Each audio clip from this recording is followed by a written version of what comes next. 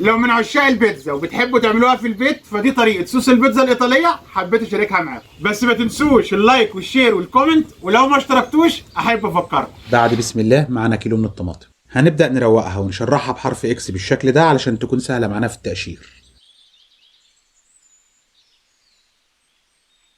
ونكون مجهزين حلة على النار والمية فيها على وش غليان، وننزل بالطماطم وعليها بحباية فلفل رومي احمر، ونسيبهم من 3 دقايق ل 5 دقايق. هتفتح معانا بالشكل ده.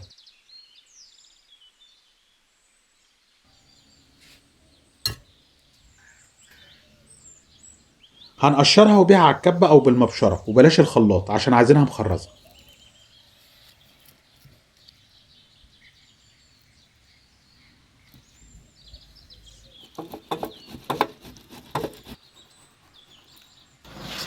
ونجيب الطاسة وننزل فيها بربع كوباية من زيت الزيتون او اي زيت تحبه، على معلقة كبيرة من الزبدة،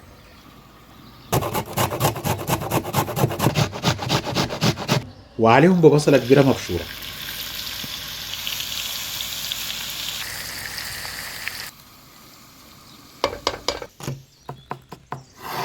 واول ما البصلة تبدأ تدبل معانا هنضيف 3 فصوص من الثوم المفروم،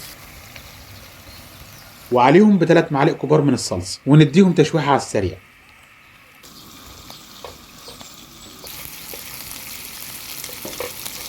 وعليهم بالطماطم،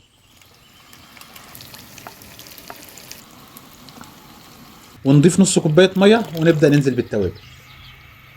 هنظبط الملح حسب الرغبة، على معلقة كبيرة سكر، ومعلقة كبيرة بابريكا، على معلقة متوسطة من الزعتر وما نكترش علشان بيمر، ومعلقة صغيرة من الفلفل الأسود، واخيرا عودين صغيرين من الريحان الفريش. ولو مش متوفر فريش عادي هنستبدلهم بمعلقه صغيره مجفف هتلاقوها عند اي عطار. ونغطي لمده 10 دقائق تقريبا على نار متوسطه، وقبل ما نرفعها من على النار ب3 دقائق هنضيف 3 معالق كبار من الخل. وبس كده، جربوها بنفس المقادير والطريقه وهتفرق معاكم كتير، وهتعملوا احلى صوص بيتزا، ونقدر نحتفظ بيها في الفريزر زي الصلصه، ووقت الاستخدام نخرجها عشان احنا ما حطيناش فيها اي مواد حافظه. وبالف هنا عليكم. ولو لسه مكملين معايا يبقى شكرا كتير ليكم، وما تنسوش اللايك والشير والكومنت، ولو ما اشتركتوش احب افكركم. سلام.